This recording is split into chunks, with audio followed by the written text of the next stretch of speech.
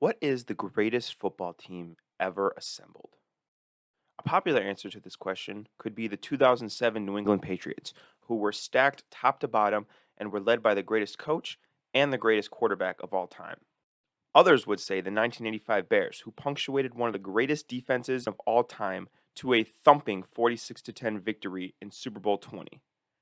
But what about the 1972 Dolphins, the only perfect team ever, going a perfect 17-0, beating the Washington Redskins in the Super Bowl? And for those of you pretentious motherfuckers out there, you could also mention the 1920 Akron Pros. But what if I told you that none of these teams were the greatest team ever assembled? What if I told you that a team better than all of them existed, and they existed today?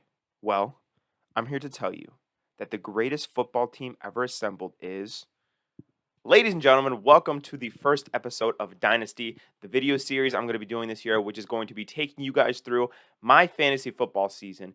This is actually the second year of the fantasy football season, and as you can probably tell by the title, we are a Dynasty league, meaning that our players carry over from the past year. But I'm going to be documenting my journey this year. I'm going to be making it as fun and as entertaining as possible, and the ultimate goal of this series is to pursue that coveted fantasy championship. I came up just a game short last year, which we'll get into later in the video, but I just wanted to make this series to document it, have some fun with the other guys, and hopefully give you guys some entertainment as well.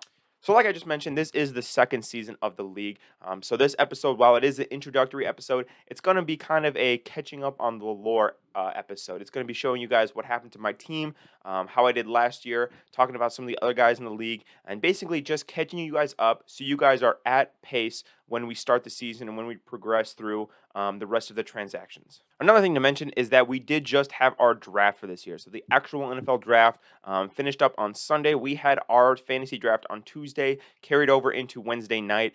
So we're all done. We have our new players for the year, so I'll have to talk to you guys about that as well. But kind of before we get into any of the backstory, I do want to ask you guys a question. What would you want to see from this series? Like, I have a lot of ideas and stuff that I want to do written down already, but I really would like your guys' input on what you would find entertaining, what you would want to see, what you want me to talk about more. So if you have any opinions, if you have any comments, if you have any things you want to see, make sure to leave them in the comments down below. I'll be sure to look at it.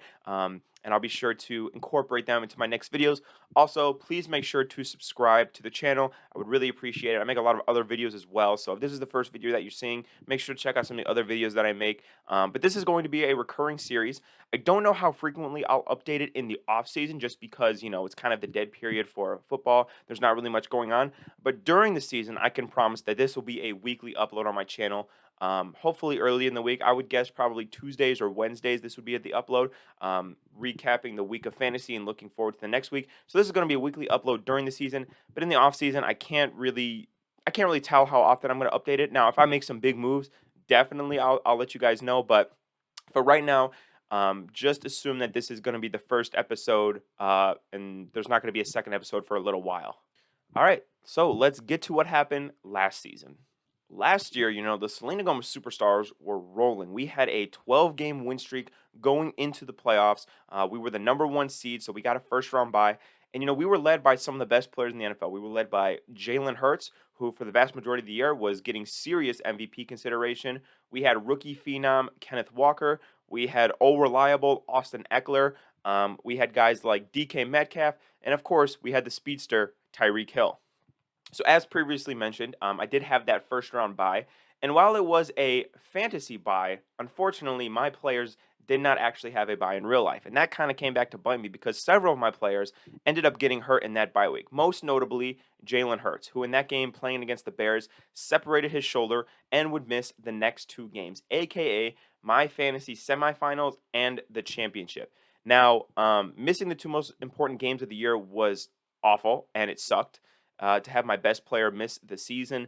But, we knew that we had a strong enough team to be able to contend for a Super Bowl still, and I was confident in my team that they could persevere and win us the chip. So going into the semifinals, I was cautiously optimistic. And when my opponent built up a really big lead on me, I was starting to think that this could potentially be a premature end to a great season by the Selena Gomez Superstars. And having only two players left, I really needed them to go crazy. But go crazy, they did. But a big point here in this game. From the one, first down and goal. Touchdown, Eckler. And the Chargers strike first tonight. I'm a big fan of Jim Harbaugh, so Eckler takes it down inside the 5. And they're going to mark him just short of the end zone. Chargers hurry it up. And off, and now he gets it here. Eckler, touchdown, Los Angeles. Win his first NFL start, do it against Tom Brady like Brock Purdy did. Cut on the edge, inside the 10, Carter at the 5, to the end zone for the touchdown. I had narrowly escaped the semifinal game by a victory of just 4 points, and I was headed to the Super Bowl. But unfortunately for me, the injury bug was not done biting yet. Deebo Samuel and Tony Pollard would both miss the championship game, as well as the aforementioned Jalen Hurts, so I was down a starting wide receiver, a starting running back, and a starting quarterback going into the Super Bowl.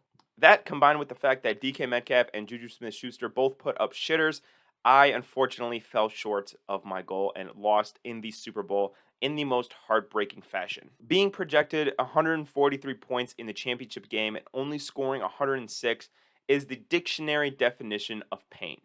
Similarly to my fantasy quarterback, I had come up just short of bringing a chip to my city. Despite walking away $50 richer due to the prize money for second place, I wasn't satisfied, and I knew that my team could take that next step to win the whole damn thing. Another thing that made me violently upset was losing to Maddox in the championship, an individual who isn't allowed within 50 feet of any elementary school in the United States. Nevertheless, I knew that I had the foundation in place for a championship team, but that I was going to have to make some improvements in the offseason. So, like any good GM would do, I picked up the phone and I made some calls. The question is, do you want to make a trade? From the end of last season to right now, I have made 11 trades in this fantasy football league. I started the year off with a bold move, trading away the number 1 running back in fantasy football and my workhorse throughout the entire year, Austin Eckler. In exchange, I got Alvin Kamara. Then I immediately flipped Alvin Kamara and Tua Tagovailoa and KJ Osborne for a package of Geno Smith and Miles Sanders. Then I immediately flipped Miles Sanders for a middle second-round pick in the draft. Another big move I made was acquiring Kirk Cousins, Jacoby Myers, and KJ Osborne, welcome back to the team, in exchange for Poo-Poo Shit Schuster, James Conner, Taysom Hill, and Mike White. And then in one of the wackiest trades that you'll ever see, I flipped Kirk Cousins and Tyler Boyd and 3 fourth-round picks, plus a 2024 third-round pick in exchange for Michael Thomas, A.J. Dillon, and Okwanku. If by now you aren't realizing my strategy, basically what it is to acquire players and then immediately flip them out for more value or for players that I like more.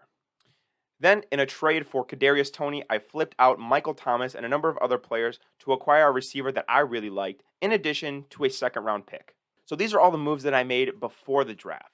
And unfortunately for the rest of my league mates, my best move was yet to come. So in the draft, I was slotted to pick 5th and pick 9th in the first round. The 5th pick came from a trade that I made earlier in the year. Now, in my pre-draft scouting of kind of the draft boards and where everybody was going to land, I landed on 2 players that I really, really wanted that I thought could be available at number 5 and number 6. And those 2 players were Jackson Smith and Jigba of the Seahawks and Jahmyr Gibbs of the Lions, both taken in the first round of the NFL draft. And both players I think will have an instant impact in fantasy in year 1. When I got to pick 5 in the draft, both of those players were still on the board, so I knew exactly what I needed to do. So I took Jackson Smith and Jigba with my 5th overall pick, and then I swung a trade with Jake to get the 6th overall pick and land my second guy. Ladies and gentlemen, we got him. In exchange for pick number 6, I gave up my 9th overall pick of this year's draft, my late second-round pick in this year's draft, and an additional first-round pick in next year's draft. My fantasy companions loved the move, and they fully gave me my flowers for another brilliant trade.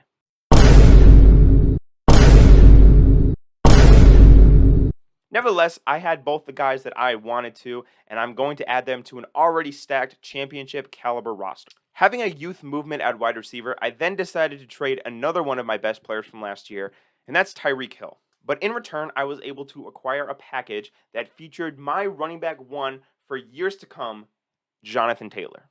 It only cost me an additional bench guy and a second-round pick swap, and I was thrilled. I had my running back 1 for years to come.